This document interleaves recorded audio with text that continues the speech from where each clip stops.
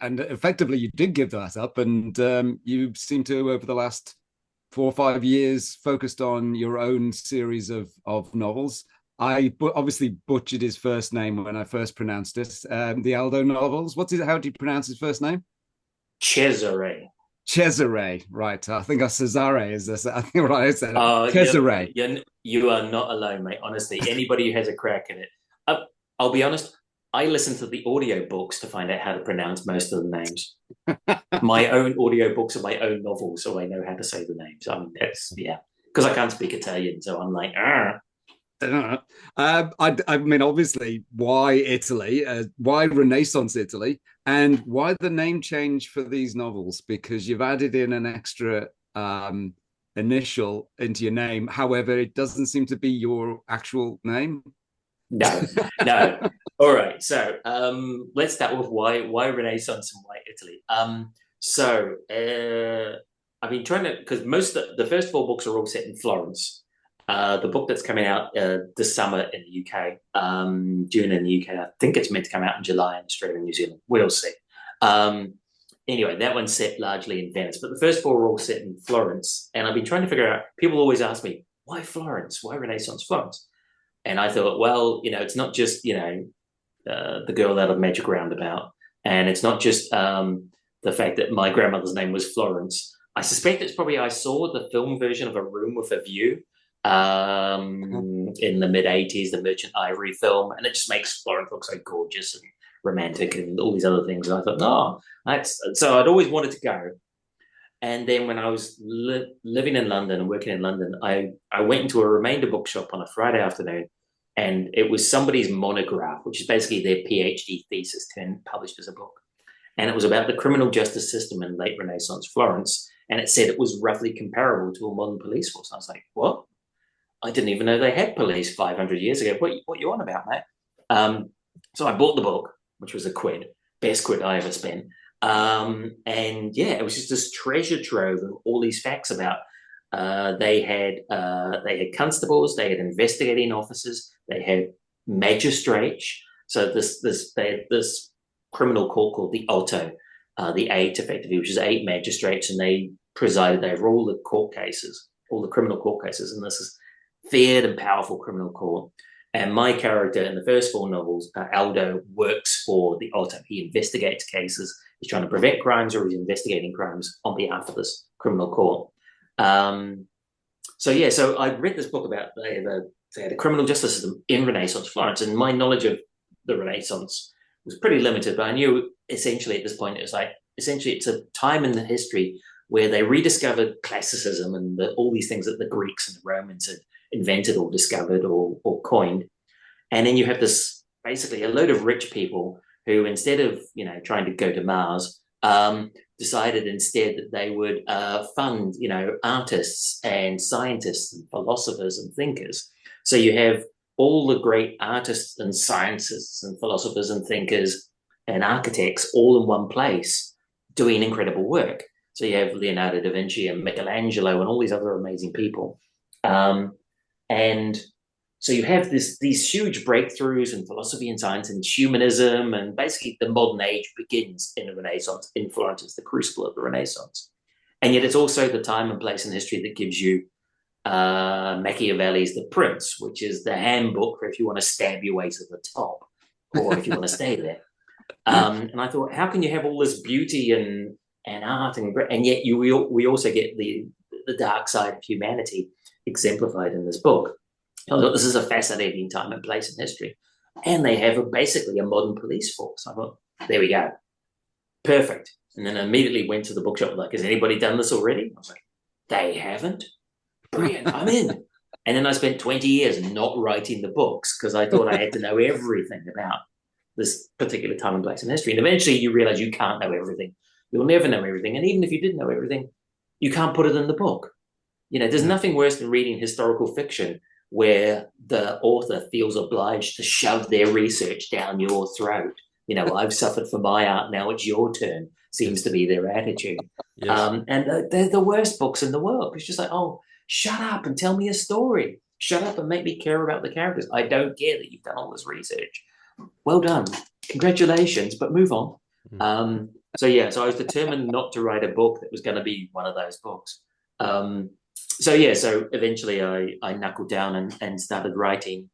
Started in 2017. I started writing the first Aldo novel, City of Vengeance, and it took me about 18 months to do the first draft, and then three more drafts, and then signed a contract in the summer of 2019. And they said, "Oh, it's not going to come out till 2021." I was like, "No, it'll kind of come out next year." And then, of course, we had a pandemic, and I was like, "Oh, actually, no, I'm fine. Let's wait because this will all be over by 2021." And of course, not so much. So it came out during the second lockdown in the UK, but survived and did okay. And then the second book came out, and so now book 5 comes out this summer here in the UK, and I'm writing book 6 at the moment. So yeah, turned out nice. does I mean, you mentioned that it's like a modern police force, but obviously writing in the 16th century, it does free you up a little bit with respect to police procedure because you surely are able to make up some stuff.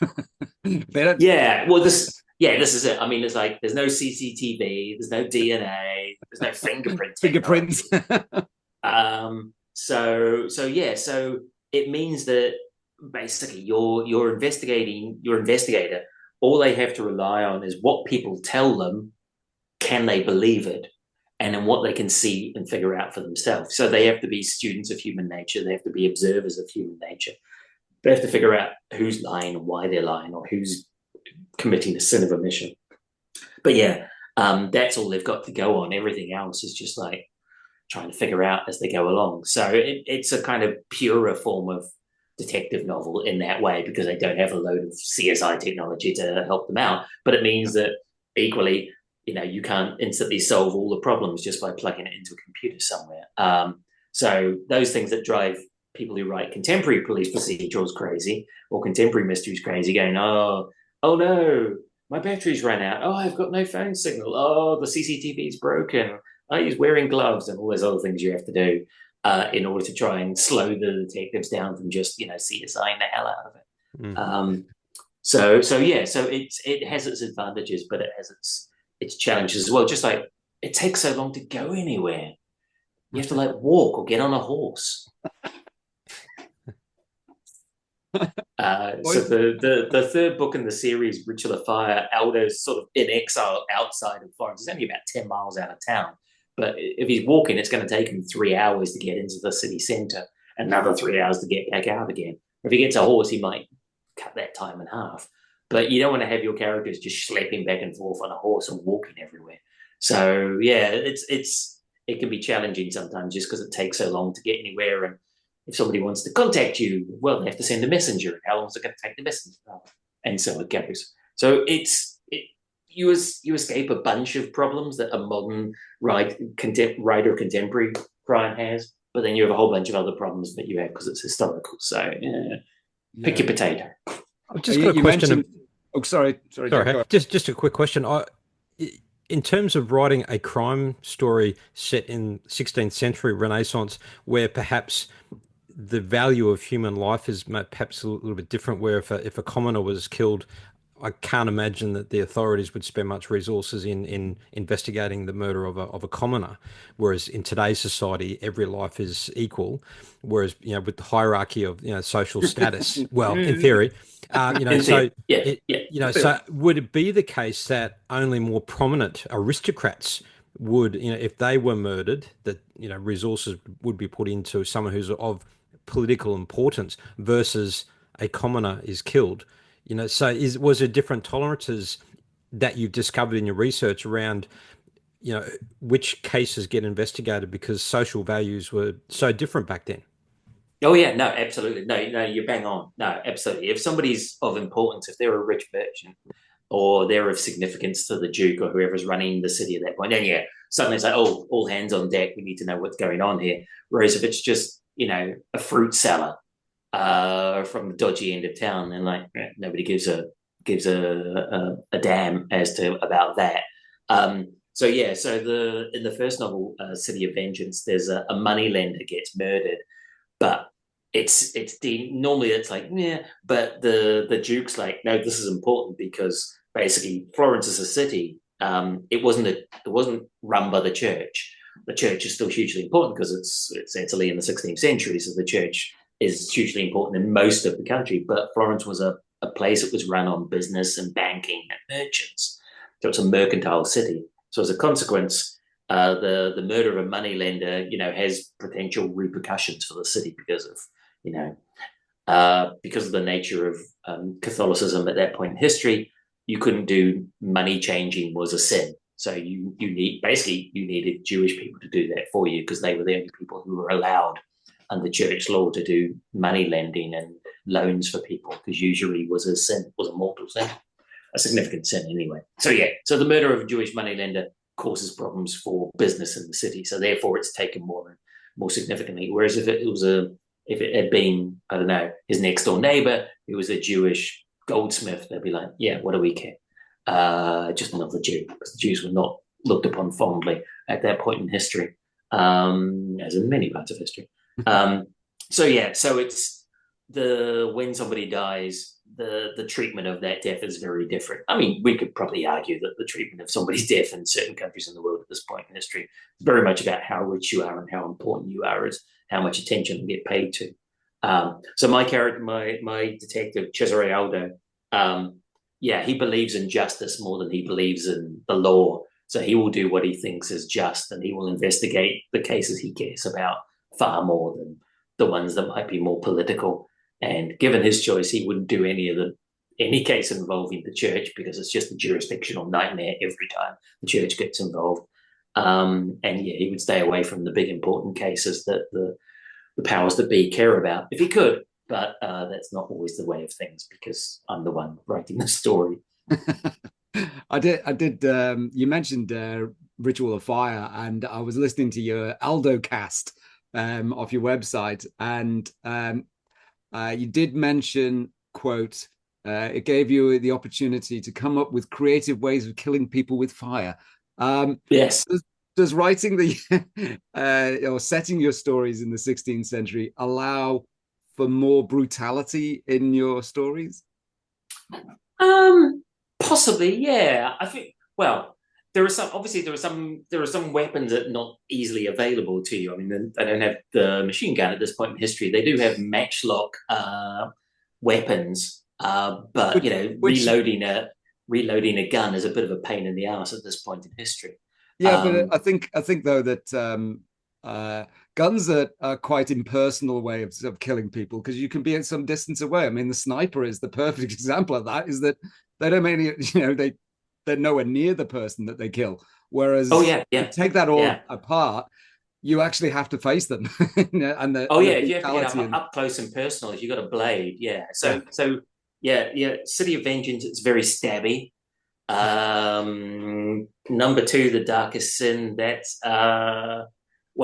so the second book in the series, it's set in a convent, and there's a body is found in one of the rooms in the convent, and it's been stabbed 27 times, it's covered in blood, it's naked, and it's also a man. And they're like, okay, it's first thing in the morning. How did a naked man, because his clothes are gone, how did the naked man get into a convent in the middle of the night? Why has he been stabbed 27 times? And why is he covered in fresh blood when he's stone cold?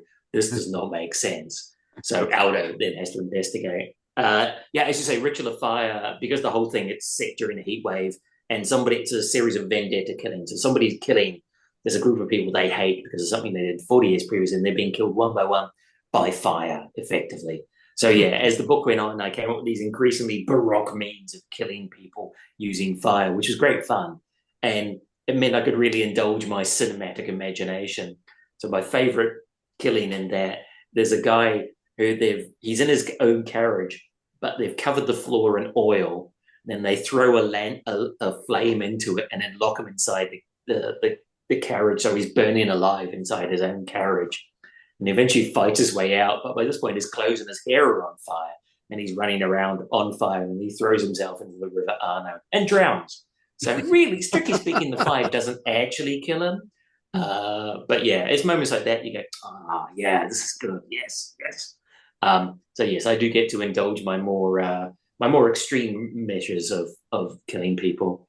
And then number 4, it's a serial killer, and it's exorcisms, and people are being garroted with a giant set of rosary beads.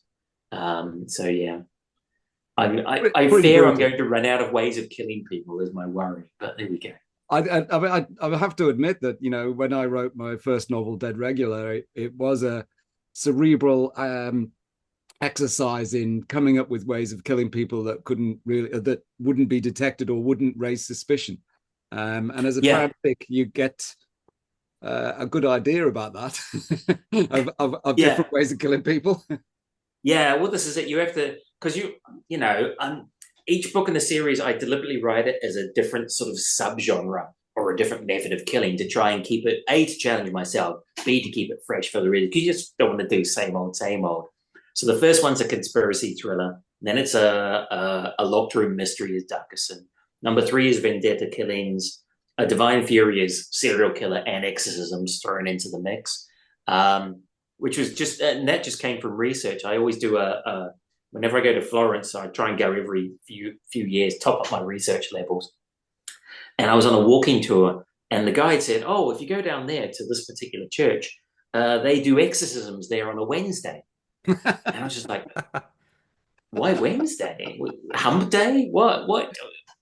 You know, oddly, slow day in church. It's a slow day in church. They've got to keep bums on seats low. So yeah, apparently, and they've been doing exorcisms in this one particular church for more than 500 years. I'm like, oh, brilliant, exorcists. But then when I did my research, I quickly discovered that what we think of as the standard means of exorcism, like in any film with Russell Crowe in the last 5 years, that's all he seems to do now is exorcisms on film. It's a living.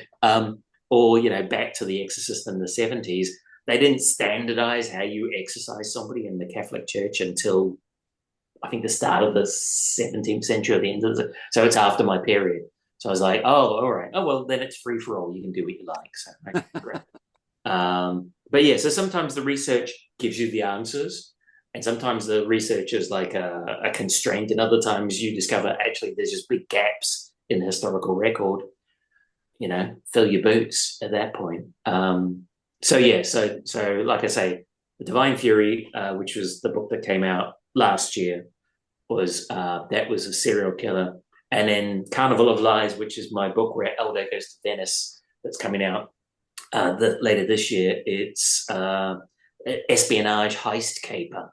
Basically, I think I'd call it a Mission Impossible meets Ocean's 11 in Renaissance Venice. So it's sort of, gondolas at dawn. I may have mentioned it in the past on this podcast, but I was actually involved in an exorcism for a patient. I took a patient in to the hospital, and her belief and her sort of family structure was at such a point that she believed, I mean, I had to sedate her to get her into the hospital, but I advised in my handover, my advice was, I think the best way forward is just get somebody into exercise her, and then she'll calm down. And that's actually what they did in the ED. They brought, I think, her mum and I don't know whether a priest got involved, but her mum came in and did an exorcism on her. Just on the basis that their level of belief in the situation they're in is so strong. Yeah. In order to help them calm down, the easiest solution to that was to just do what they wanted. Yeah, just say, yeah, all right, fine, calm down. So yeah, if that's going to help, this is what we'll do. It's a form of treatment we don't roll out for everybody, but for you. But you've mentioned a few times about your research. How do you go about researching? What's your process of researching for your books? I mean, fortunately, I've reached a point now where it's cumulative for me. So I spent 20 years not writing books, doing all the research. And I've literally got, upstairs in my office, I've got 3 Billy bookcases from IKEA. In fact, I think it's 4 Billy bookcases from IKEA, which are now double stacked on each shelf with research books that I've accumulated. So a lot of reading, the occasional trip to to Florence, which is obviously a terrible hardship. And a tax dodge. Oh, it's terrible. You know, forcing myself to eat gelato and drink prosecco and research. It's tough at the top, I tell you. So a lot of reading, and then what I will do now is that once I have a sense of what the next book's going to be about, then I will do specific research to find out the things I need to know for that book, whether it's set in December 1540. What had happened in that year to the city? What was going on in the city? What was going on with Duke Cosimo, who's in charge? And what time of year is it? So therefore, what's the weather probably going to be like? When is curfew? Because they had a curfew which ran from sunset to sunrise. So therefore, how many hours of daylight are there to investigate anything? So it's things like that. And then also to be cognizant of, okay, so if it's set during Lent, there will be all the butcher shops will be shut because they're not going to be eating meat during Lent. Or, so therefore, or is it, I think we did the run up, the Divine Fury leads up to what we would now call Halloween. And in the Catholic faith, it's All Saints' Day and All Souls' Day and All Hallows' Eve, which is the end of October. So it's those 3 days, those 3 feast days in succession. So it's things like that, just having that awareness of when you're placing the story and what that means, therefore, in terms of the historical record and digging into elements of that. So then I go through all my books, I accumulate all the knowledge I need, and I just put it into a separate document, which is usually about 16 pages long, and it'll just have all the key information I need, like, okay, I don't know, so Darker Sin was set in a nunnery, so therefore, okay, so what food did they eat in the nunnery at that point in history? How many times did they pray? How many masses were there? What sort of habits did they wear? What do you call the thing that goes around their head? All this sort of stuff. And I just have it in one place, so I don't have to turn around and go through 200 books. I just have it all distilled into one master document, which I usually just keep to one side. And often I hardly ever look at it. It's just having done the research, it's there available for me. But the other thing that is a bit crazy making is going, so I was writing this morning and I had to have Aldo accuse a character of embezzlement. I was going, okay, did they have the word embezzlement in 1540? Because I try and only use words that are available to them in the period in history that I'm writing in. So then I go to etymology.com or online, whatever it's called. I've got a website. The tab is permanently open on my computer and just go, embezzle. And I go, yes, there we go. It's an Anglo-French word from the early 1520s. Okay, when? Good. Okay, so we can call this character an embezzler and we're fine. It's not wildly at odds. Whereas other words you go, no. It's like they didn't have the tomato in Italian cuisine in the 1530s. I've often wondered what they ate. I know. How did you make salt? What did you make a ragu out of? For God's sakes. Guys, what was the lasagna like? Pizza. What was on the pizza? Well, it was a very blonde pizza. Yeah. But no, they ate. Yeah. And also, unless you're rich, you probably didn't have meat for the most part, unless you did a bit of like poaching on the side. You just ate a lot of vegetables and salads and polenta and cheese and bread. And you didn't drink water, you drank wine.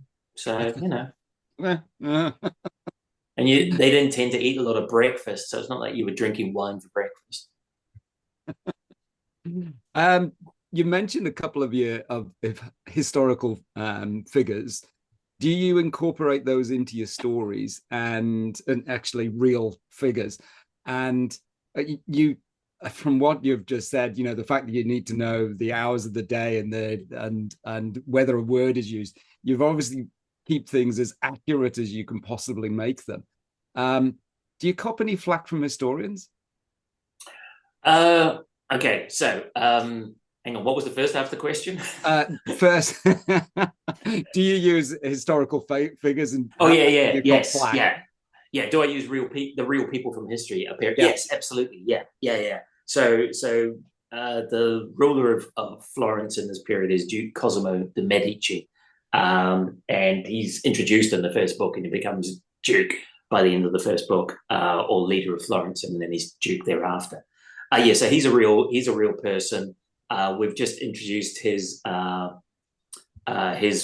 bride, Eleonora of Toledo, appears in Carnival of Lies, which came out this year. So we use real characters from history. So Aldo's boss in the first 4 books is this hateful man called Massimo Bindi, who's basically like a civil servant in charge of the court, the Otto. And that's the guy's real name. He was actually called Massimo Bindi, the guy who was in charge of running the Otto in this period in history. And he's in the job until, I think, 1547. So if we go back to the Otto again, then he's still going to be in charge. So where possible, I use real characters, real people from history. And then you're trying to find paintings of them effectively and then go, basically, if they're male, they've got a beard. That's about it. Oh, look, it's another guy with a beard. What a surprise. And because the painting, most of the portrait artists weren't necessarily the world's greatest artists, so you're slightly pushing it uphill. But I try and use real people from history where appropriate, where it fits the story. Yeah. And then my characters are weaved in around those. And then what's the second half of the question? Have you copped any flack from historians? So you're obviously wanting to keep it as yes. accurate, but I'm sure there's going to be people. Obviously, you keep it accurate because there's going to be people coming for you. Yeah. I mean, there are a few things that have crept through. So I think there's a tomato stew in the first book, City of Vengeance, which wouldn't be right. Although that wasn't Bologna, but nonetheless, strictly speaking, they wouldn't have that. Also, the first book, I've got characters sitting in pews in church. They didn't have pews in church in the 16th century. I was like, you had to stand up. They kept you honest. If you're in church, you had to stand up through the whole thing. So there's a whole lot of pews in the first book, which if I ever get to do a fix on it, I'll have to take all the pews out. So that was annoying. And I do occasionally get, Ritual of Fire, the hardback, it keeps referring to this infamous monk whose name was Savonarola, who's responsible for everything. Basically, he was like this fundamentalist monk, and he ran Florence in 1497, 1498, and he had this thing called the Bonfire of the Vanities, which is kind of notorious. Anyway, in the books, he keeps getting referred back to in Ritual of Fire. And in the hardback, I said he was a Franciscan monk. No. He was a Dominican monk, and that's absolutely just... And that got past everybody. Got past me, my editor, the copy editor, the proofreaders. Nobody spotted it until it was published. And suddenly was like, no! So we corrected it. We corrected it for the paperback. And then I had a priest write to me to complain that I got it wrong. And he said, when people write to complain to you because you got the historical facts wrong, they'll always start with, I really enjoyed your book. It was really good. I loved the characters and the atmosphere. But I think you'll find you're always waiting for the but. Any moment, there it is. And so Father Dennis wrote to me to say, but I think you'll find Savonarola was a Dominican, not a Franciscan. I said, thank you. We have spotted that, and it's been corrected. And then I got him to read the next book in the series for me to see if I'd made any cock-ups, because it was priests and exorcisms. Yeah. And so I sent him the book, and then went downstairs to make a cup of tea. And then I realized what the priest's book do in my book. And I was like, so I raced back upstairs. I said, Father Dennis, I think you should know the priests in this book are quite flawed. Because I was like, he's going to be really upset with me. And he just wrote back and said, it's fine. We're all quite flawed. I was like, oh. So he very kindly went through the whole book, and he spotted one mistake, which I'd given a monk a Spanish name instead of an Italian name, and the name was not in common use for another 50 years. I was like, brilliant, give me a suggestion of what I could call this guy. He gave me one. So there's a monk in it called Bartolomeo, and Father Dennis gets a thank you in the acknowledgements at the back. So there you go. So turn my critics into my allies. Yes, absolutely. I now have a team priest. I can ask for liturgical questions if required. What were we saying, Jack? Keep your enemies close. Yes. Yeah. Well, yeah, it's the keep your enemies close. My other favorite, I think it's Confucius, who said, if you stay long enough by the riverbank, you'll see the body of your enemy float by. And that describes most of my life in the corporate environment. Just waiting for that body to go by. Well, apart from the corporate environment, you're obviously now well ensconced in the academic environment, and so it's about time we discuss your creative writing course. What is it that you're involved with respect to that? Yeah, so the Edinburgh Napier University in Scotland, we've got. I helped set up the program in 2009, and it's been running ever since. It's still going strong, and we now have an online version of the program as well. And essentially, it's a postgraduate creative writing program. So people come and do a master's in creative writing. But what makes our program different from pretty much every other program in the English-speaking world is our focus is on popular genre fiction. So if you want to write crime, great. If you want to write science fiction or fantasy or romance or historical fiction, we're like, bring it on. We love it. So all the people who teach in our program, all the lecturers, they're all part-time. And the rest of the time, they're all writing, and they've all published a book in the last year, or they're all publishing a book in the next year. Because there's some programs you can go on, and there are people teaching on it, and they haven't published a new book in 20 years, and they're still coasting on what they did in 2004. And I'm like, oh, come on. That is not current industry knowledge. The Kindle hadn't been invented in 2004, for God's sakes. I think you'll find publishing might have moved on, and you just a tad. Keep up at the pack, honestly. So because most creative writing programs, God love them, they're about literary fiction and poetry, maybe creative nonfiction at a pinch, and that's it. And it's like, if you want to write a book that might sell and people might want to read, and they might want to read more of your stuff, most creative writing programs, they don't really properly cater to people who want to write those stories. And they're actually quite sniffy about them, which gets on my tits. I'm just like, why? Why do you have to be like this? Let people write what they want to write and help them write the best version of the story they want to tell. That's your job, not to tell them what to write. Just get out of the way and help them write the best version of it. So that winds me up. So that's one thing. The other thing that we don't do, most creative writing programs use something that's called the peer review workshop, whereby you write your story or a bit of your story or your poem or whatever it is, and you submit it, and everybody else in your class reads it, and then they come along in class and they all give you feedback one after another, and hopefully there's a lecturer who's facilitating that process. And we don't do that for a couple of reasons. A, I think it can be useful for short work, short stories, flash fiction, poetry. Absolutely, I can see the value of it there. But it's no use to man nor beast if you're writing a novel, because those 10 people are not all going to read your complete novel and give you meaningful feedback on it, because they don't have time. They're busy writing their own novel. So for me, that's a nonsense. And the other thing is, when you write a book and you send it to your publisher, they don't invite you into a room where there's 9 other authors sat there waiting to tell you why they didn't like your characters, because that's not how publishing actually works. So the peer review workshop is bobbins as far as I'm concerned. So we don't do that on our program. Everybody else every other creative writing program in the known universe uses the peer review workshop. I've yet to find somebody else who doesn't do it, but we don't do it. So people come to our program because they want to write popular genre fiction, they want to write crime, they want to write fantasy, they want to write romance, whatever it is they want to write. I keep trying to goad my students and saying, well, someday somebody's going to turn up and want to write dinosaur erotica. So, I double dare you. I mean, nobody's done it yet, but one day somebody's going to call my bluff, and it's going to be a whole load of T-Rex on T-Rex action. I'm going to be like, okay, maybe this was a mistake.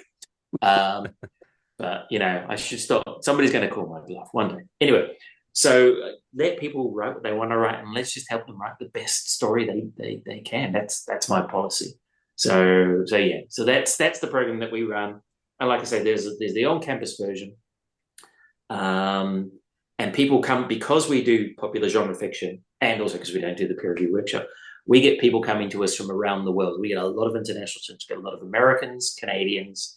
We've had students from Australia, Malaysia, Thailand, and all across Europe. We've got a student joining us from Brazil in September. We've had students from South Africa. But one of the things that always that vexed me about this is because I'm from New Zealand, and I know that there's a handful of creative writing master's programs in New Zealand, and all of them are literary fiction and poetry. And there's a handful of creative writing programs in Australia, and they're all literary fiction and poetry for the most part. I'm like, for people who want to write crime or science fiction or fantasy or romance, whatever it is, there's not a place for them to go and do that and have people teaching those programs who actually write those genres. So the people on our program write historical or romance, or they write crime or science fiction or fantasy. So we're specialists in the genres that we teach about and that we mentor our students in. So we set up an online version of our program, which is actually designed at people in places like Australia and New Zealand who can't schlep all the way to Scotland to come and do our program in person, lovely as it is, but who might want to do a creative writing master's. So yeah, that's what we do. In bringing into sort of like a bit more sort of context is that Jack is currently doing an MA at UQ, isn't it, Jack? Yeah. How does that sort of like fit with what you're doing? Well, I'm only in the first semester, so we're doing all the kind of the foundation subjects at the moment. It's a bit of a broad range of creative nonfiction, fiction ideas, creativity, workplace writing, those sort of. That's good. It sounds like you're getting a good range there, then. Yeah, it's kind of a broad range of topics as a foundation, just to sort of get the first semester under your belt. Yeah, exactly. I mean, it's one of the things, like on our program, we do a ton of one-to-one mentoring.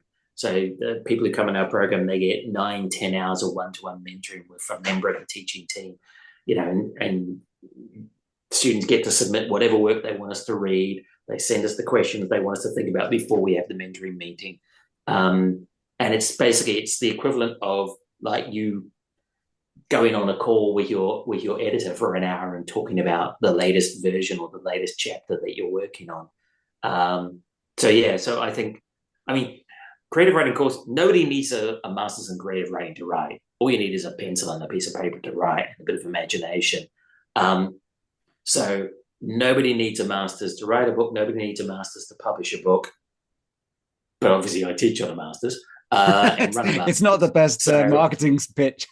Yeah, I know. So spot the hypocrisy there.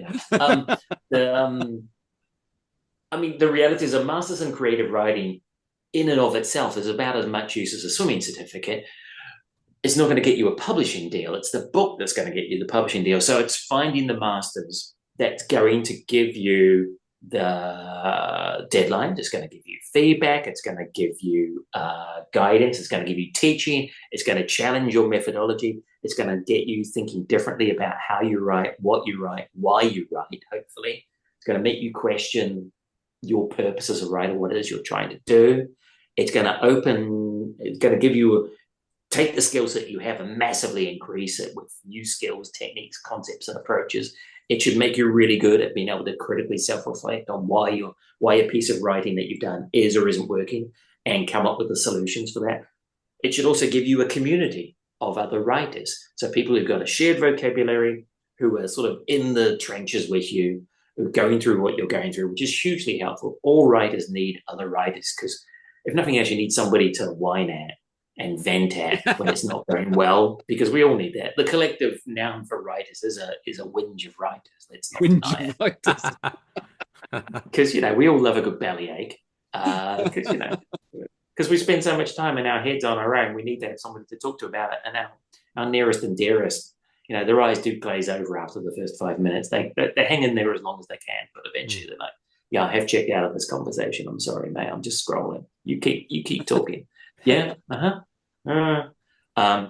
So you need to have those people that you can get on WhatsApp or the Discord or whatever your social media or communication device of choice is, and have those conversations with. And they can give you feedback. They can be your beta readers. They can be the people that can cheerlead you and you can cheerlead them, because it's a long journey to publication, whether that's indie self-publishing or whether it's traditional publishing. And there's an awful lot of ups and downs along the path, and it's helpful to have people who are going through some of the same journey as you are. So creative writing courses are brilliant for that as well. Excellent.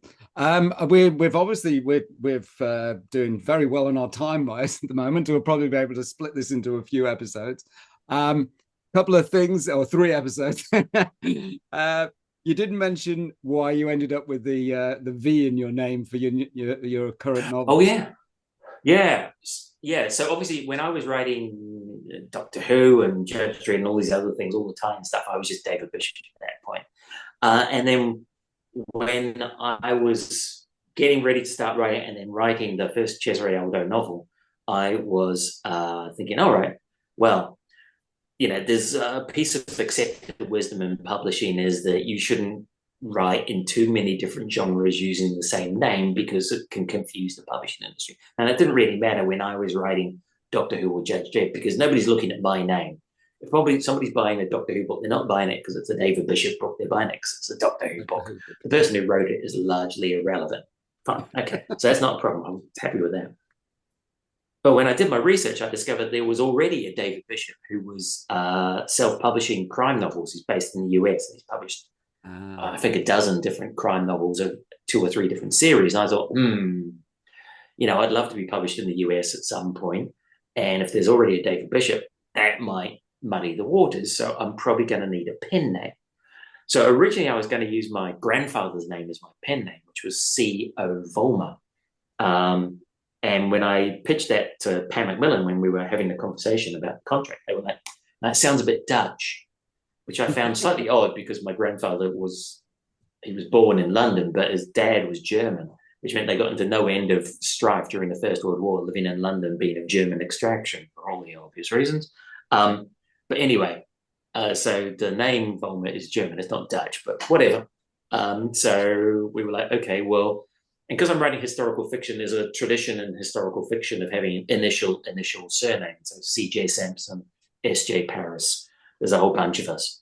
So I thought, fine, I will be D something Bishop. But my middle name is James. And DJ Bishop sounds like I'm going to be hanging out with the Fresh Prince and we're going to be recording some dodgy rap songs at any minute. So I went, okay, well, it can't be that. And then DA is District Attorney and DB is a kind of bear in New Zealand, and D.V.BISHOP doesn't sound good anyway. DC is Detective Constable, and on it went. DD sounds like a brass eyes. I mean, it was just a nightmare. Well, you went with domestic violence. Yeah, well, this was it. We went with V. I thought, okay, well, I have V for Vollmer for my. So it was either V. It was one other letter that we could do that didn't have some dubious association. We ended up with DV. I thought, great, okay, I'll use my grandfather's surname. That'd be lovely. And then I told my friend Nell, and she was like, oh, DV, domestic violence. I went, no, Nell. Nobody else has had that thought in their head, just you. She writes contemporary thrillers with a police angle to them. So that's how her mind operates. But yeah, so I've ended up as D.V. Bishop, and that seems to be working fine. So, yeah.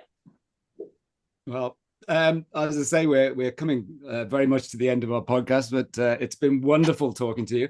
I did discover on your Wikipedia page that you had a stint on the Weakest Link. Is that true?